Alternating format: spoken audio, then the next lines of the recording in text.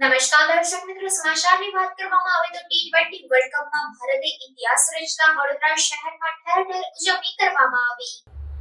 T20 world કપમાં ભારતે ઇતિહાસ રચી દીધો છે।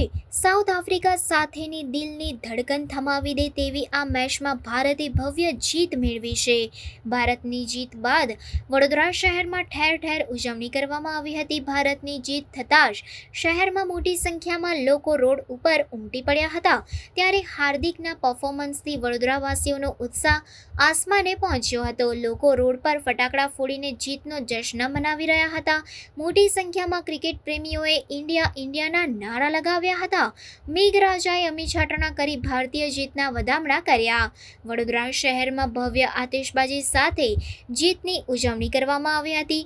ટીમ ઇન્ડિયાની જીતથી શહેરમાં દિવાળી જેવો માહોલ જોવા મળ્યો હતો। શહેરના માંડવી, ન્યાય મંદિર, રાવપુરા સ્ટેશન, ડેરીડેન, અલકાપુરી, ફતેગંજ સહિત તમામ વિસ્તારોમાં ભારતના ત્રિરંગા સાથે વિજય સરઘસ નીકળ્યા હતા। આ ઉપરાંત ભારે આતિશબાજીથી શહેર ગુંજી ઉઠ્યું હતું। આ દરમિયાન વડોદરા શહેરમાં મેઘરાજાએ અમીછાટણા કરી ભારતની જીતના વધામણા કર્યા હતા।